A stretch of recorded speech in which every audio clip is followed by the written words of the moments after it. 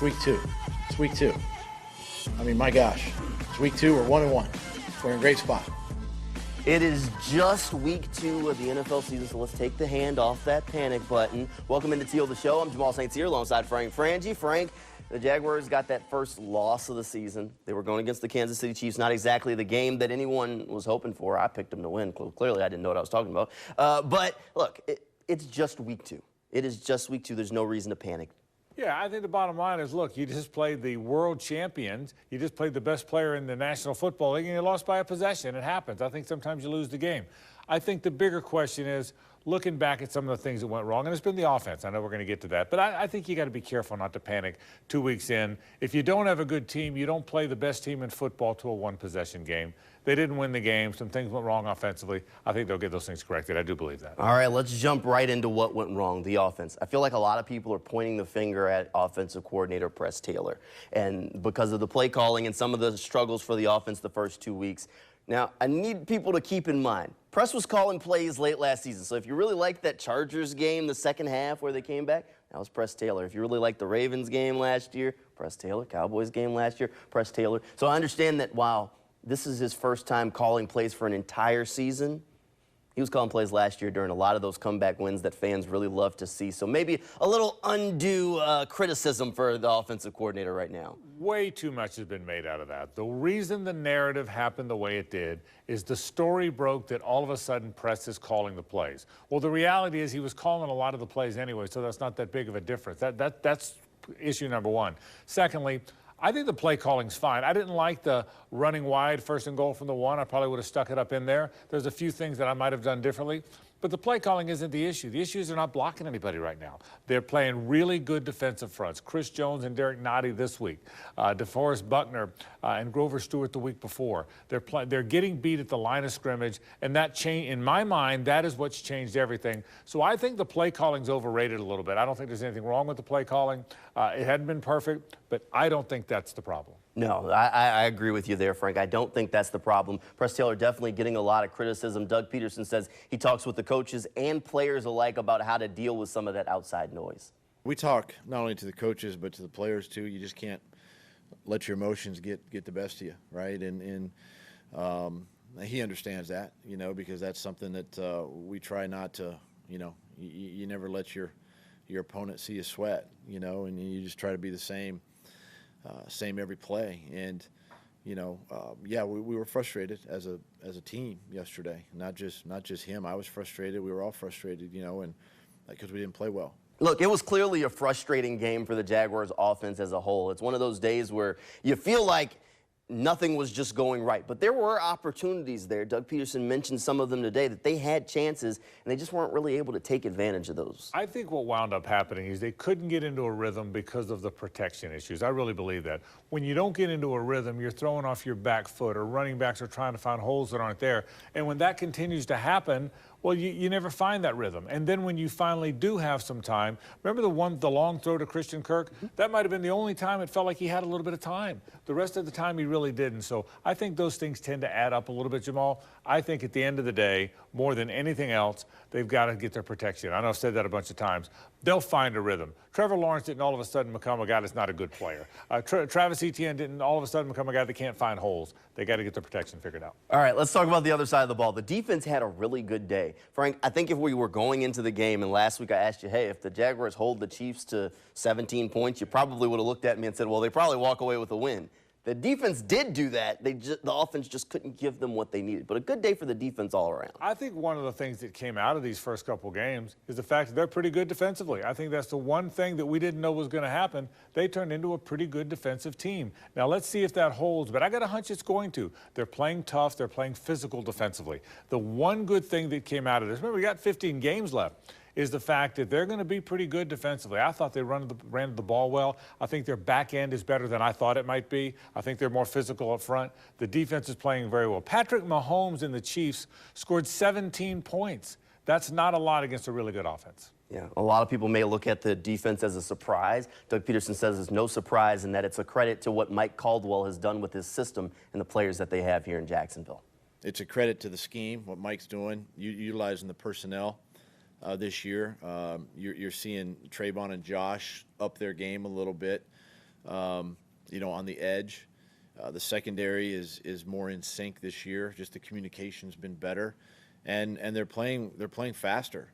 Defense has definitely gotten off to a good start to the year. We'll see if they have another couple of good games in them as the Jaguars start to move through over the course of the season. Coming up until the show returns, we'll start to turn the page and look to what's next for the Jaguars. That's straight ahead right after this. Welcome back into Teal, the show. Look, it's just week 2. That's what we started. I think that's the mantra for the Jaguars after that last game. Now it's week 3. The good thing about Doug Peterson that I thought to myself when he started saying that, and I think you'll agree with me here, Doug would have said that whether they won or lost the game. It's just week 2. That's just the kind of coach Doug Peterson is. No question about it. He's not a guy that's going to panic. You don't win a Super Bowl. You don't have the success he's had by being a guy that panics.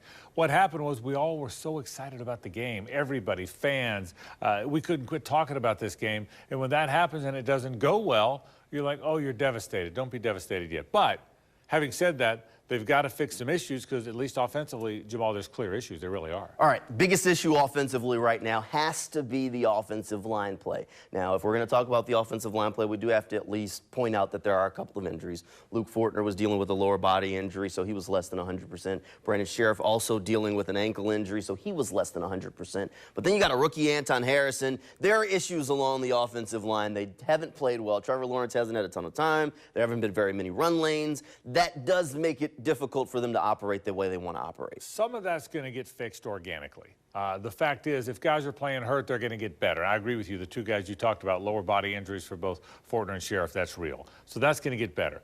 Remember, Walker Little still only made like 6 starts or 5 starts in a regular season. He hasn't played very much. Anton Harrison is a rookie. He hasn't played very much. Ben Barch missed almost all of fall camp because he was on the PUP list. So that's going to get corrected. But if it doesn't get corrected, what do you do? Well, Cam Robinson comes back in 2 games. Remember, it's only 4 games. He's only played 2.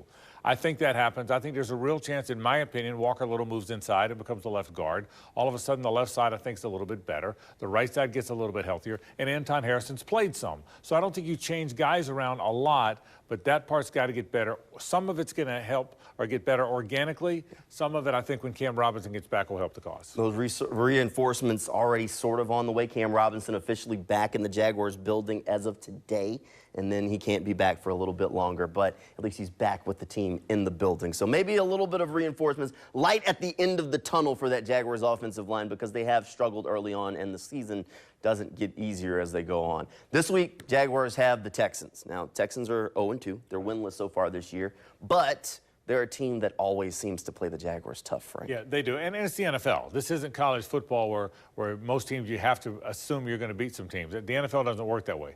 But having said that, the Jags should win this game. They're a better team than the Texans. I don't think anybody would debate that. The Texans are playing a young quarterback. The Jags are not.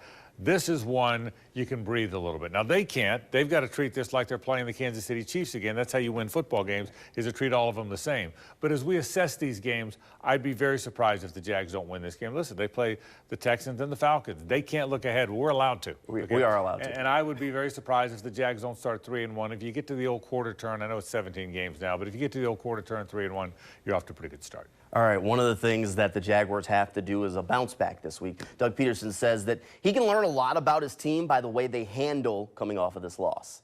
I think you learn a lot. So one thing about, our league is, we only have 7 days before we play again, and you feel like this on Monday, and you watch the tape, and you make the corrections, and you move forward, and now you're focused on the next opponent here coming up this afternoon. But you wish you could get out there and redeem yourself in a couple of days, but you have 7 days to really think about it and process it and make all the adjustments you need to. Coach Peterson's definitely got that right. You have to learn about how your team handles adversity. You lose a game, you have to bounce back. You can't let that stretch into losing 2 games or losing 3 games, similar to how maybe they did at times last year. Well, one of the reasons that they were so good last year is even at 3-7, they didn't flinch. This isn't a team that panicked when they got to be 3-7. They just kept right on playing. And I think that's what you have to do. I can still remember at the break, the press conferences afterwards, they saying, listen, it's all in front of us. We know we're 3-7, but we've got a handful of games left. We've got 7 games left, and these 7 games will determine our season. Again, Everybody relax a little bit, get the offense going, and be encouraged by that terrific defense. All right, things didn't go the Jaguars' way, but we still want to hand out a Teal the Show game ball, Frank. All right, let's look at the game. Probably going to be a defensive guy, I'd assume, for you. But who would be your player of the game for the Jaguars against the Chiefs? Probably the obvious one, and that's Andre Sisco. I thought he played very well. I thought Travis Kelce, who he was principally responsible for, did very little for the Chiefs. He had an interception. He made a great break on the ball earlier in the game and had his hands on an interception and just didn't get it. But he's a good player. He's a ball hawk. This is a guy that had 13 interceptions as a college player at Syracuse. I think he's going to evolve into one of the real good safeties in the NFL. I thought he played very well. He's my player of the game. He is well on his way. I thought he had that first one, Frank. I thought he was going the other direction. But Andre Sisco definitely made a fantastic interception late in the game. Definitely a good one to hand that game ball over to. We'll keep an eye on things as we kind of start to progress through this week. This is a big week for the Jaguars. They kind of have to respond after getting that first loss of the year. Frank, thanks for being here tonight. Thank you at home for tuning in. Good night, everybody, and go Jags.